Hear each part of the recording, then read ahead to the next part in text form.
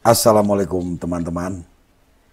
Kita ngobrol lagi terkait hal yang sama, yaitu tata cara persidangan di pengadilan, atau lebih tepatnya hak-hak terdakwa di pengadilan.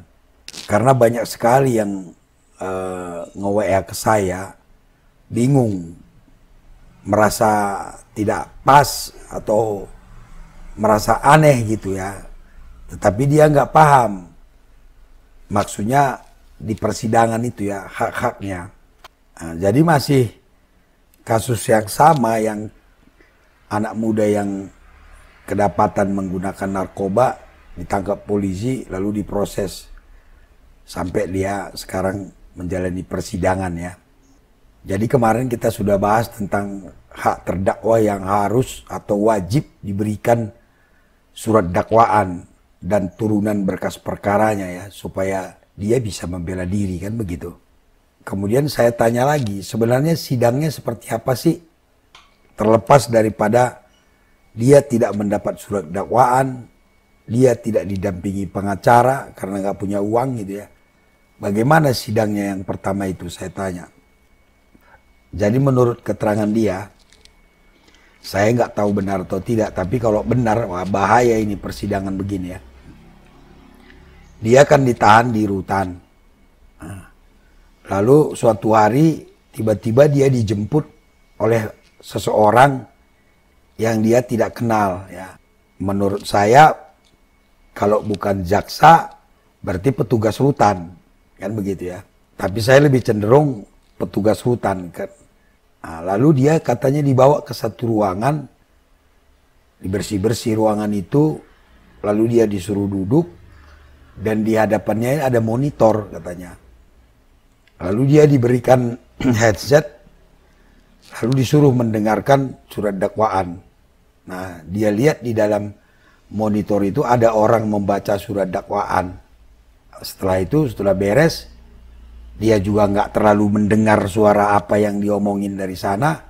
Beres saja persidangannya. Selesailah persidangan pertama membacakan surat dakwaan. Lalu saya tanya, yang kamu lihat di monitor itu siapa? Nggak tahu pak, katanya. Itulah yang terjadi sidang pertama nih ya kan. Nah dari cerita ini kan berarti ini mungkin sidang online ya. Sidang elektronik. Seperti pada saat pandemi dulu kan. Namun saya heran juga, kalaupun sidang elektronik, kan tidak seperti itu ya. Nah sekarang kita lihat dulu dasar hukumnya semua, kita bicara hukum teman-teman.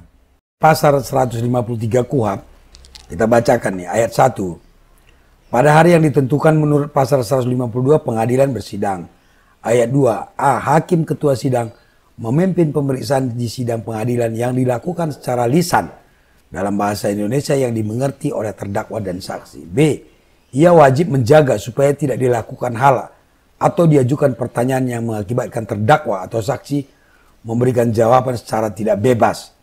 3. Untuk keperluan pemeriksaan hakim ketua sidang membuka sidang dan menyatakan terbuka untuk umum, kecuali dalam perkara mengenai kesusilaan atau terdakwanya anak-anak. 4. Tidak dipenuhinya ketentuan dalam ayat 2 dan 3. Mengakibatkan batalnya putusan demi hukum.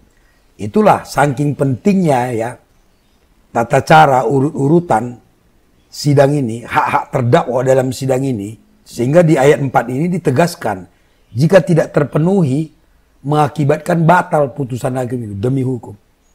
Jadi intinya semua tata cara persidangan ini tidak boleh diabaikan ya. Apalagi menyangkut hak-hak terdakwa. Ingat, terdakwa belum tentu bersalah. Ini masih proses sidang. Tidak boleh kita perlakukan seolah-olah mereka sudah bersalah. Ya udah salah kau.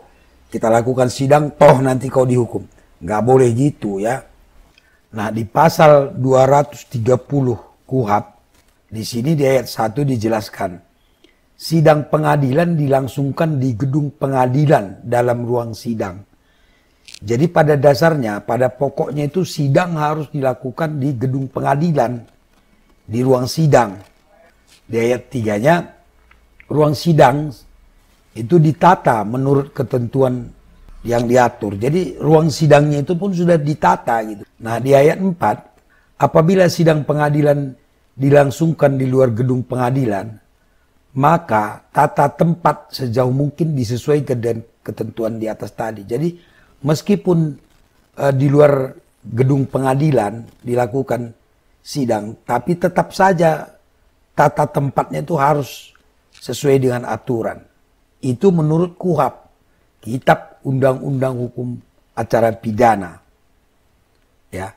Namun teman-teman, karena ada pandemi kemarin, jadi sulit untuk dilakukan sidang seperti layaknya di ruang pengadilan ya, karena takut ketularan lah, takut terjangkit penyakit gitu ya. Maka bisa dilakukan sidang elektronik, yaitu sidang online lah.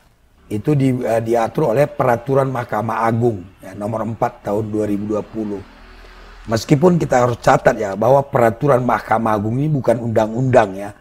Tetap saja tata cara yang paten dia diatur di Kitab Undang-Undang Hukum Acara Pidana. Di dalam permainannya dijelaskan bahwa apabila dalam keadaan tertentu maka persidangan dapat dilakukan secara elektronik. Di dalam pasal 16 Perma ini disebutkan keadaan tertentu itu adalah keadaan yang tidak memungkinkan proses pelimpahan perkara, pengadministrasian perkara, maupun persidangan dilaksanakan sesuai dengan tata cara dan prosedur yang diatur dalam hukum acara. Ya, karena apa? Jaraknya mungkin terlalu jauh, atau bencana alam, atau adanya wabah penyakit, atau keadaan lain yang ditentukan oleh pemerintah sebagai keadaan darurat. Seperti wabah kemarin memang pemerintah menetapkan bahwa keadaan darurat kan.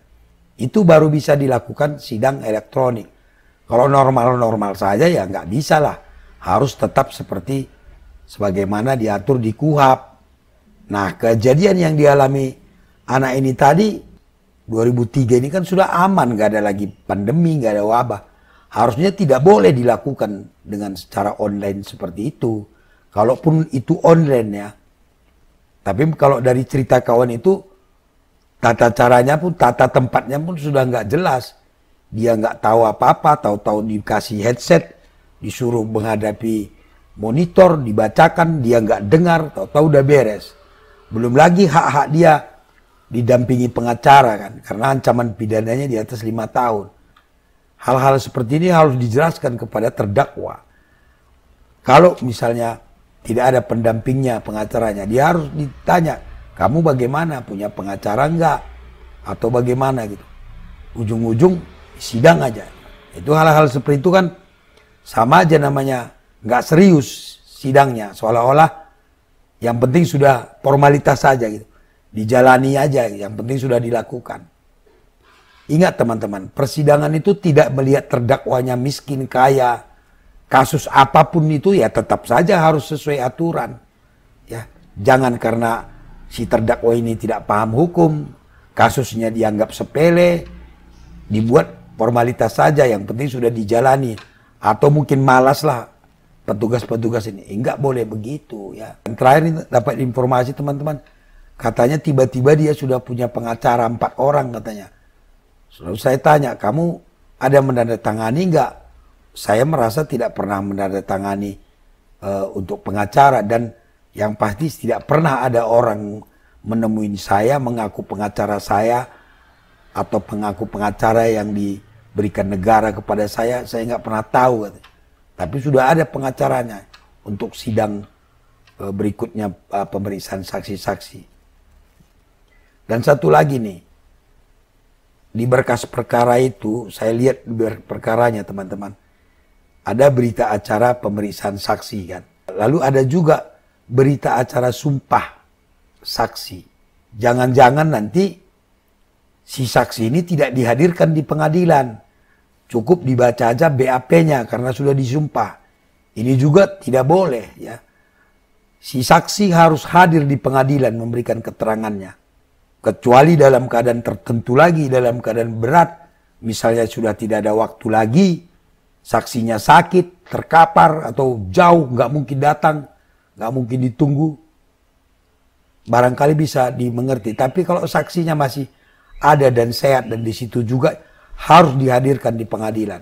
Tidak cukup dengan membacakan berita acaranya saja. Saya harap hal-hal seperti ini kita perhatikan. Kalau kita memang mau menjadi penegak hukum yang amanah, ya kan. Jangan malas lah.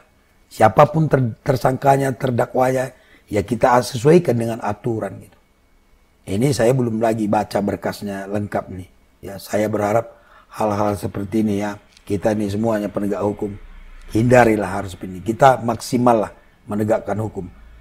Karena terdakwa ini, karena nasib terdakwa ini ada pada kita, ada pada penegak hukum itu. Jadi jangan sembarangan menegakkan hukum karena itu menyangkut nasib dan masa depan orang, ya kan. Kalau memang dia salah, silahkan dihukum sesuai dengan perbuatannya. Tapi hak-haknya itu harus diberikan. Begitu ya, mudah-mudahan bertambah wawasan kita. Tetap bersama Elang Maut Indonesia, pelopor masyarakat cerdas hukum. Assalamualaikum. Elang Maut, pelopor anti kesewenang-wenangan, pengacara bagi diri sendiri.